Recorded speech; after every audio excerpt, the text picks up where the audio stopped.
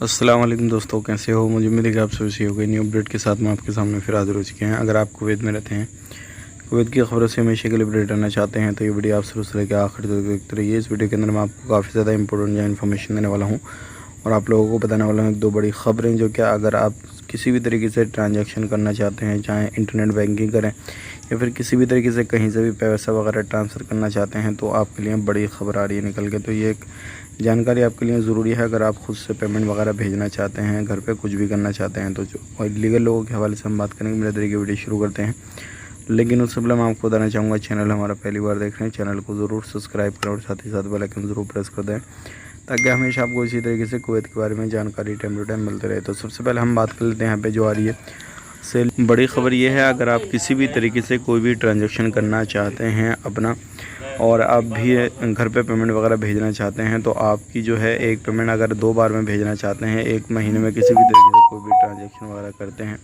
तो आपकी हर ट्रांजैक्शन पे 6 KD जो है सैलरी वो कट हो जाएगी। तो एक बड़ी खबर आ रही थी निकल के। और अगर आप लोकल में ही ट्रांजैक्शन वगैरह करते हैं, यानी कि आप कुवैत के अंदर ही करते हैं, तो आपकी 1 KD सैलरी कटेगी।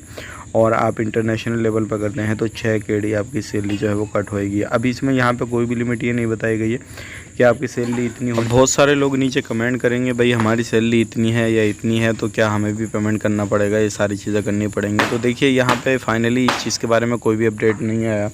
अगर कोई अपडेट आता है तो हम आपको ज़रूर बताएंगे, ठीक है। लेकिन ये सामने से अपडेट आ रही है कि आपकी जो सैलरी, अगर किसी भी तरीके से आप पेमेंट वगैरह भेजते हैं महीने में 2 बार, तो आपकी 12 KD कटेगी। महीने में 1 बार भेजते हैं तो आपकी 6 KD कटेगी। ये बहुत ही जल्दी कानून लागू होने वाला है, और जैसे ही लागू होगा हम आप तक ज़रूर इन्फॉर्मेशन देंगे, और आपके माइंड में जो भी सवाल जवाब है वो कमेंट बॉक्स में लिखिएगा, हम बताएंगे।